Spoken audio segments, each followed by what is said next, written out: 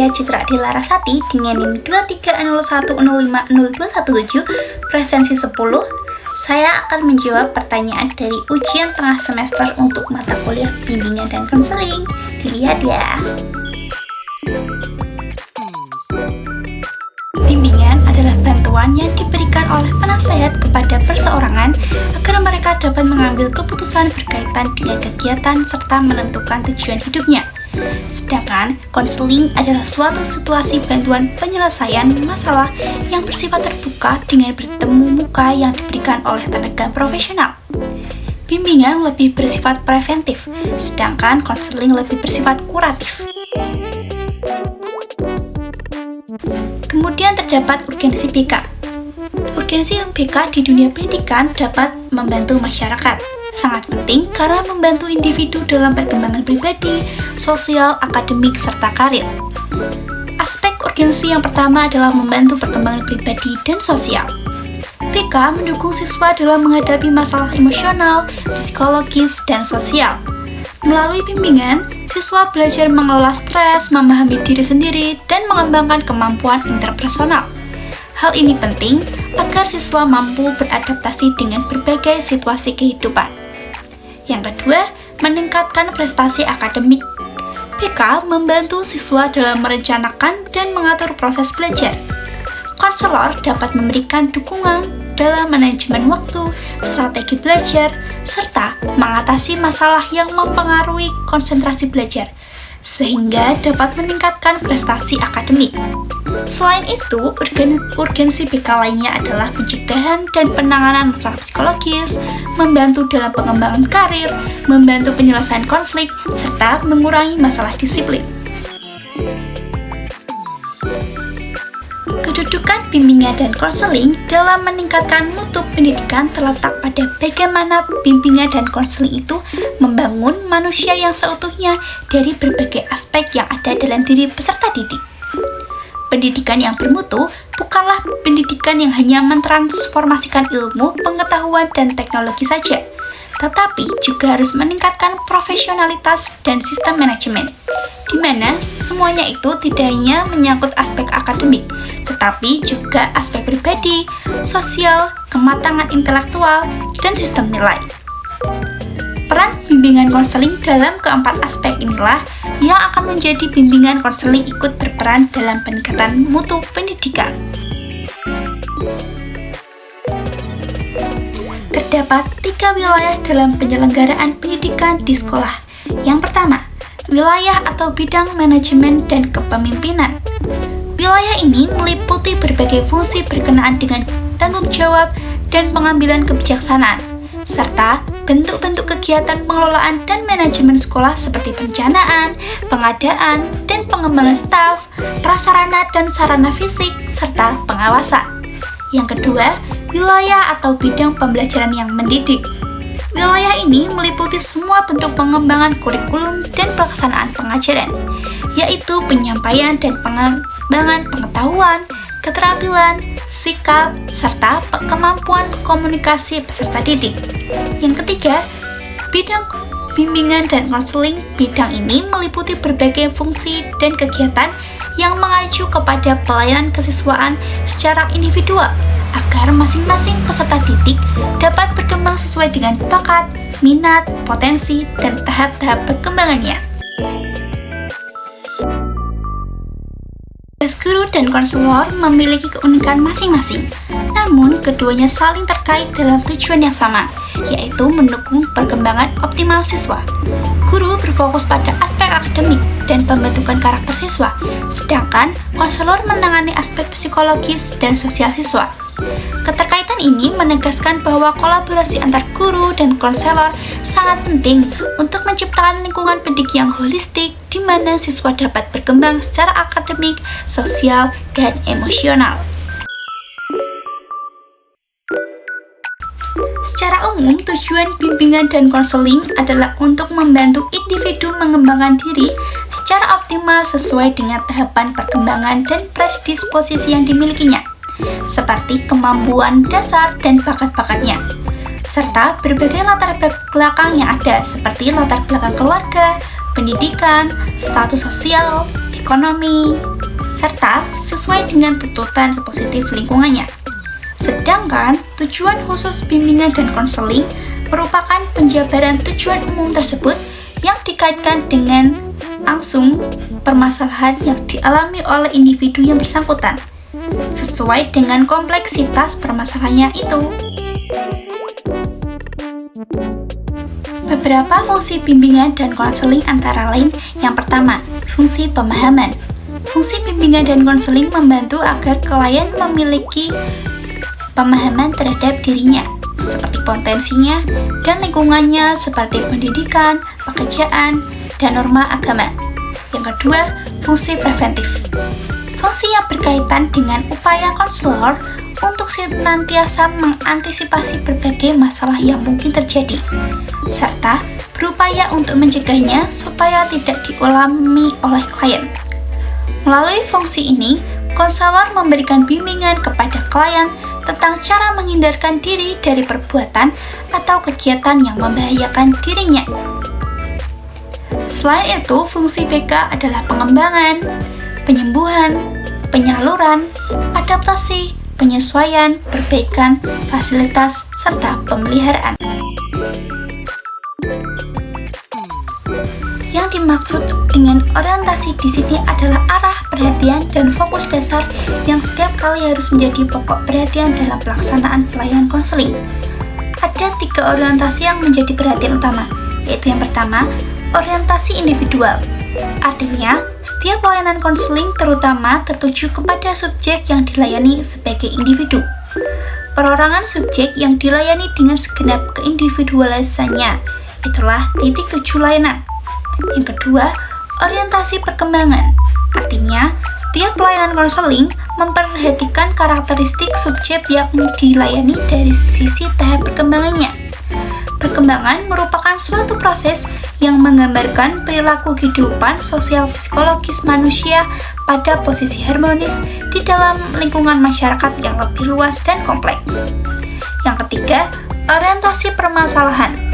Artinya, setiap pelayanan konseling terfokus pada permasalahan yang sedang dialami dan yang mungkin dapat dialami oleh subjek yang dilayani. Dalam kaitannya dengan fungsinya, orientasi ini mengarahkan pencegahan pengentasan permasalahan agar individu terhindar dari beban di dalam dirinya. Pemahaman memungkinkan individu memahami informasi serta aspek lingkungan yang berguna mencegah timbulnya masalah pada diri klien. Di dalam bimbingan dan konseling terdapat 12 asas, yaitu asas kerahasiaan, asas kesukarelaan, asas keterbukaan, asas kekinian, asas kemandirian, asas kegiatan, asas kedinamisan, asas keterpaduan, asas kenormatifan, asas keahlian, asas alih tangan, serta asas teori Handayani. Salah satu asas BK dari atas yaitu asas kerahasiaan. Asas kerahasiaan ini menuntut dirahasiakannya setiap data dan keterangan tentang peserta didik yang menjadi sasaran layanan. Dalam hal ini, guru pembimbing berkewajiban penuh memelihara menjaga semua data dan keterangan itu, sehingga kerahasiaannya benar-benar terjamin. Prinsip-prinsip umum bimbingan dan konseling. Yang pertama, bimbingan harus berpusat pada individu yang dibimbingnya. Yang kedua, bimbingan diberikan kepada yang memberikan bantuan agar individu yang dibimbing mampu mengarahkan dirinya menghadapi kesulitan-kesulitan dalam hidup. Yang ketiga, pemberian bantuan disesuaikan dengan kebutuhan individu yang dibimbing. Yang keempat, bimbingan berkenaan dengan sikap serta tingkah laku individu. Yang kelima, pelaksanaan bimbingan dan konseling dimulai dengan mengidentifikasi kebutuhan dirasakan individu yang dibimbing. Kualitas guru dapat ditinjau dari 2 segi, yaitu segi proses dan hasil. Apabila dilihat dari segi proses, guru dikatakan berhasil jika mampu melibatkan sebagian besar siswa aktif dalam fisik, mental, maupun sosial dalam pembelajaran. Jika dilihat dari segi hasil, guru dapat dikatakan berhasil apabila pembelajaran yang diberikannya mampu mengubah perilaku sebagian besar siswa ke arah penugasan kompetensi yang lebih baik. pelaksanaan pelayanan bimbingan dan konseling dapat terlaksana dengan baik, maka saya sebagai guru harus memahami mekanisme pengelolaan yang dimulai dari analisis kebutuhan, perencanaan, pelaksanaan, evaluasi, pelaporan, serta tindak lanjut pengembangan program. Penting bagi guru untuk dapat mengenali serta memahami karakter peserta didik. Salah satu manfaat ketika guru mengenali dan memahami karakteristik siswa adalah proses belajar mengajar yang berlangsung dengan lebih baik. Karakteristik anak yang satu berbeda dengan anak lainnya. Karakteristik peserta didik memiliki, yaitu yang pertama etnik, kultural, status sosial, minat, perkembangan kognitif, kemampuan awal, gaya belajar, motivasi, perkembangan emosi, perkembangan sosial, perkembangan moral, serta spiritual dan perkembangan motorik. Apabila guru tidak memahami karakteristik peserta didik, maka peserta didik tidak akan mengalami perkembangan. Potensinya belajarnya akan melemah, dan mobilitas perkembangan anak monoton atau tidak bervariasi. 3 cara guru memahami karakter peserta didik. Yang pertama, mengamati perilaku peserta didik saat proses pembelajaran. Untuk memahami karakter peserta didik, amati perilaku yang peserta didik tunjukkan saat pembelajaran. Amati bagaimana sikap serta respon yang ditunjukkan. Dengan mengamati, guru akan bisa mengetahui karakter peserta didik yang didiknya. Yang kedua, menjadi sahabat peserta didik. Guru yang baik tak hanya dapat mengajar saja, namun juga dapat menjadi sahabat peserta didik. Dengan komunikasi yang efektif, maka guru dapat menjadi sahabat peserta didik, serta dapat mengetahui karakter masing-masing dari peserta didik. Yang ketiga, mengenali latar belakang sosial peserta didik. Selain berinteraksi dengan peserta didik, di lingkungan sekolah, guru juga perlu mengenali latar belakang sosial peserta didiknya. Hal ini dapat meliputi kondisi keluarga peserta didik, mulai dari kondisi perekonomian hingga status sosialnya. Lingkungan sosial menjadi salah satu faktor yang mempengaruhi perkembangan karakter peserta didik.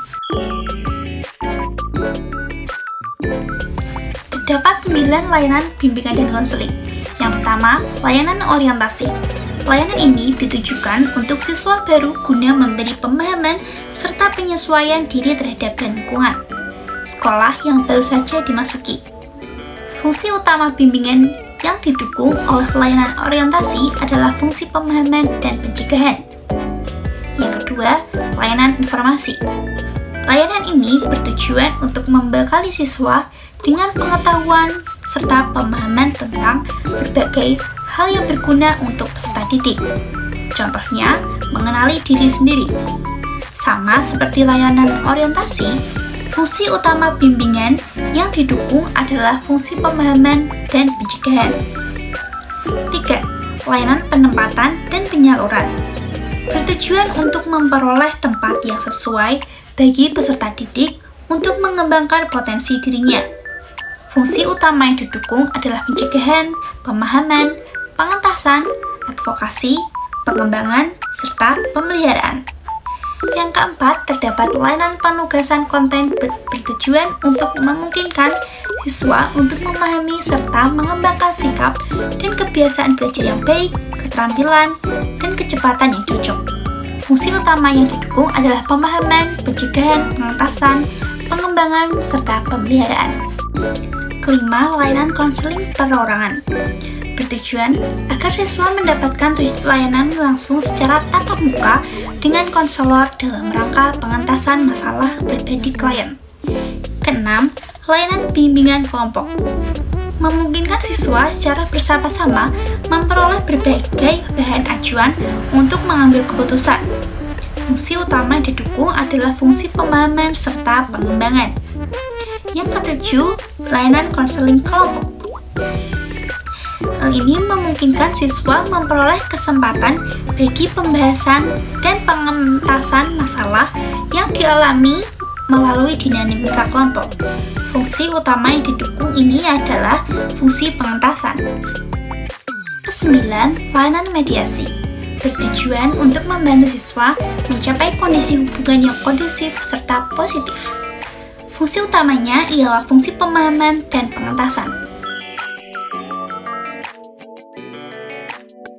3 contoh dari implementasi 9 layanan di sekolah.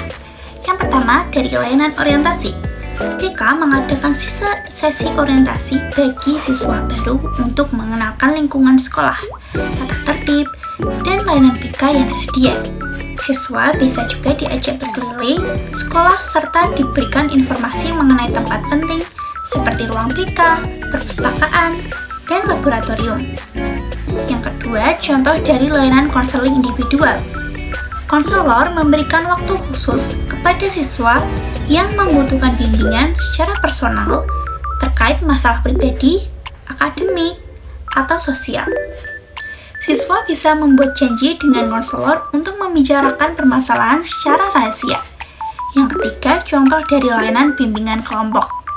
Konselor mengadakan kegiatan bimbingan kelompok yang membahas topik tertentu seperti cara belajar efektif, pengembangan karir, atau keterampilan sosial. Dalam kelompok kecil, siswa dapat berdiskusi dan berbagi pengalaman terkait topik yang dibahas dengan dari arahan konselor.